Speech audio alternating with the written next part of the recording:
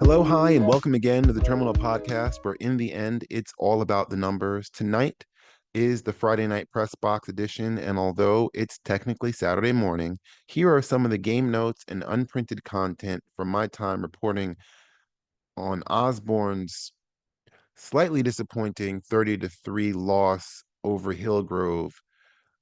I don't know the name of Osborne Stadium, but it's just off Windy Hill Road in Marietta. And you can read the full game story in the Cobb Football Friday section of the Marietta Daily Journal. That's mdjonline.com. The best high school football coverage in Cobb County and across the metro Atlanta area. Once again, visit Cobb Football Friday at mdjonline.com. But of course, you already knew that. What you didn't know is this was not a great game in the sense of the play was sloppy. Both coaches will tell you that the uh weather was overcast, and then about midway through the third quarter it started drizzling, and then it really started raining afterwards, but only people standing out on the field like me waiting to interview coaches felt that because everybody else was gone. But it really, I was in the press box, and really the two main things that stuck out to me, and I'll go in not order of importance, but in the order that makes the most sense, which is uh for any Osborne fans that have heard George, the voice of the Cardinals in that booth. And I know all of you know it because his let me see if I can get the tone of this correctly, which is uh yeah, I can't get it. It's something with a flag, but it's so memorable that the Osborne people repeated it afterward. So if it's like, there's a flag, the audience then repeated, there's a flag. And that's the voice that will soon be, or hopefully, knock on wood, maybe I'm not jinxing this, but hopefully will be working with Kennesaw State as that young college football program tries to take baby steps into the big time. They will have the voice of the Osborne Cardinals as their voice. I don't know details because it's also just overheard in the press box and shaking a hand, a face that I remember because I've covered Osborne at some time over the past couple of decades and have seen George and remember the tone and everything like that. But that was the highlight of it. The low light was I put it into the story, this play in the second quarter, but it's truly hard to describe. Uh I'll do my best, the long version of it. Essentially, Osborne, and that's the thing, whether this play goes one way or the other, Osborne's offense was non-existent. Simple as that. The first score that they had, and I know I didn't get this in because it happened so early. It was a great pick. It was a beautiful interception on a floating ball that you could see the Cardinal defender see and get under. It was number 10. I don't have his name in front of me, but he picked it off and started running it back. And if I had realized how the Cardinal offense was going to be, I would have tried, not that I could do anything about it, but I would have been rooting for him to get into the end zone. Uh, as it was, he got tackled about the 15-yard line, and the Osborne just kind of stuck there, but that was their first possession. And so I didn't know what was going to happen or what to expect because as I tell people, I am a mercenary for hire, and you tell me where to go, I write that story. I don't know anything about the team beforehand. Barely the little bit of research to know where I'm going and who I'm going to be talking about beforehand. And then once the game's over and once I finish this broadcast here, they're out of my mind. So I didn't know what to expect from Osborne. I didn't know, besides they hadn't scored much in their first three games, all three losses. But you get an interception like that, and the crowd that was there was hyped up and everything like that, and nothing happened with the offense. They ended it with a field goal, so at the very least, it's 3-0.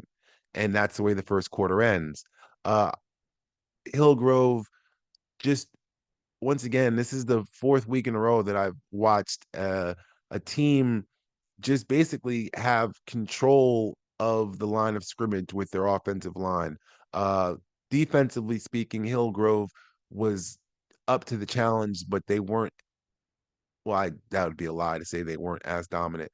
But Hillgrove pretty much controlled both sides of the line of scrimmage, and if you're able to do that, high school, college, professional football, it doesn't really make a difference. You control the line of scrimmage, you're more than likely going to win the game. It means you dictate who's running the football. It means you dictate who's going to have time to sit back and look for open receivers.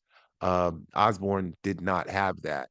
But in this possession, early in the second quarter, they got a little bit of a break, and it was a third and short.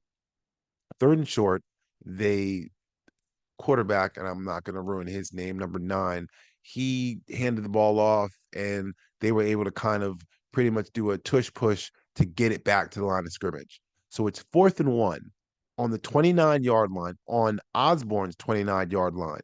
And when Coach Cook sent the offense back on the field, I remember looking to the couple of people in the press box and going, yeah, that makes sense, because it's clear that Hillgrove's offense was, we're just going to hold the ball because, once again, our offensive line's dominating. So we can just run clock on this. And yes, the interception hurt. And yes, we had a fumble that kind of derailed our offense. But once again, we have the ball. We can do what we want with it. So Osborne going for it on 4th and 1 deep in their own territory might seem like a bad move, but if your offense isn't doing anything, if your defense isn't able to get your offense back onto the field, I mean, it was a risky move, but I wasn't questioning that.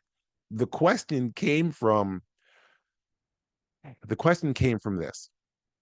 4th and 1, the Osborne Cardinal offensive players kind of crowd together. This is, if you've seen the Eagles and the NFL players in the tush push where everybody just kind of gets behind the quarterback and they all push as one, that's essentially what it looked like.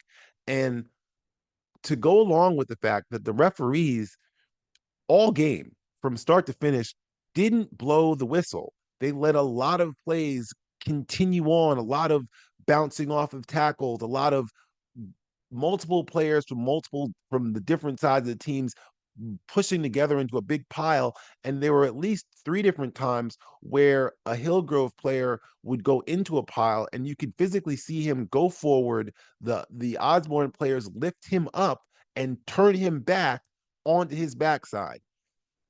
It's the kind of thing that I watch high school football all the time. I watch NFL. I don't watch much college, but the view of it is, if you're not going to blow the whistle, at some point, that back, whoever has the ball, is going to get hurt because defenders have to bring him down. Because once again, if the whistle doesn't blow, the play's still live. And there were a couple of plays where the whistle didn't blow. This guy broke a couple tackles here, broke a couple tackles here. There was a big scrum together. He broke out of the scrum, ran for a couple more yards, and then was tackled. Those are the kind of plays that happen when the whistle doesn't blow. It also means if the whistle doesn't blow, people are going to play until that whistle blows. Well, 4th and 1, 29-yard line of Osborne. Uh, Number 9, everybody gets into this whole big scrum and they're pushing and they're fighting. And I would have, if you had said from jump, I'd have said they didn't get it. But I'm looking at this pile and I distinctly said, and you can ask George, you can ask anybody who's in the press box, I said, it looks like the ball's out right from jump. It didn't look like the quarterback got a clean hand, a clean center quarterback exchange. It looked like the ball was out, but there's a big pile of kids, so you can't really tell. And we're all looking around. Nobody can really tell what's happening, where the ball is. All of a sudden, I look up because I believe number 5, number 6 from Osborne is streaking down the field with the ball. Once again, no whistle's been blown. This guy's got the ball. He's running down the field. He gets into the end zone. The umpire, referee, whatever you want to call him at that end of the field, raises both hands because he's got a football the whistle hasn't blown, he's in the end zone. Most of the time, that's touchdown. If this was a touchdown, if it had gone, it's a 10-7 game in favor of Osborne. Their offense still hasn't done anything.